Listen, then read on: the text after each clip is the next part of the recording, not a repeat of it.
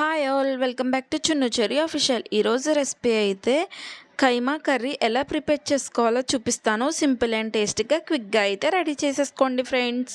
First అయితే ఒక cooker అయితే పెట్టుకుని ఒక 2 టేబుల్ స్పూన్ ఆయిల్ అయితే వేసుకుని హీట్ అవ్వాలి. ఇలా హీట్ అయిన తర్వాత కట్ చేసి పెట్టుకున్న స్లైడ్స్ ఆనియన్స్ అయితే వేసుకుని బ్రౌనిష్ కలర్ వచ్చే వరకు కుక్ చేసుకోవాలండి. ఇలా కుక్ చేసుకున్న తర్వాత మనం క్లీన్ చేసి పెట్టుకున్న కీమాని అయితే వేసేయండి. ఇలా వేసి మొత్తం ఒకసారి మిక్స్ చేయండి. ఇలా మిక్స్ చేసి 10 to 15 మినిట్స్ వరకు కుక్ అవ్వాలండి.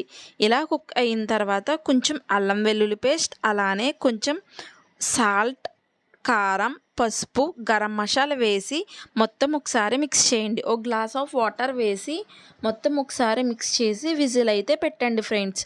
విజిల్స్ అయితే 4 to 5 వచ్చే వరకు ఉంచాలండి. విజిల్స్ అయితే 4 to 5 విజిల్స్ వచ్చిన తర్వాత అయితే విజిల్ తీసి మళ్ళీ ఒకసారి స్టవ్ మీద అయితే పెట్టాలి. ఇంకా వాటర్ అయితే ఉంటుంది కదండి, ఆ వాటర్ మొత్తం అయిపోవాలి. ఈ వాటర్ మొత్తం అయిపోయిన తర్వాత అయితే కొంచెం కర్రీ ఇలా అవుతే సరిపోతుందండి.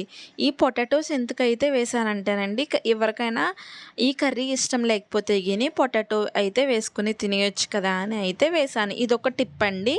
మీకు ఆల్రెడీ తెలుసుంటే గిని మీకు కానీ టిప్ గిని తెలిస్తే స్కిప్ అయితే చేయొచ్చు ఫ్రెండ్స్. ఇలా వాటర్ మొత్తం అయిన తర్వాత అయితే ఇంకా ఇలా ఫైనల్గా అయితే కర్రీ అయితే ఇలా రెడీ అవుతుందండి. వేడివేడి అన్నంలో ఈ కైమా కర్రీ వేసుకుని తింటే చాలా అంటే చాలా బాగుంటుంది కదండి. మీరు కూడా ఈ కర్రీ ఇష్టమైతే నాకైతే కామెంట్ సెక్షన్లో చెప్పండి. మీరు ఎలా ఈ కర్రీ రెసిపీతో ఇంకా ఎలాంటి వీడియోస్ చేయాలో నాకైతే కామెంట్ సెక్షన్లో చెప్పండి.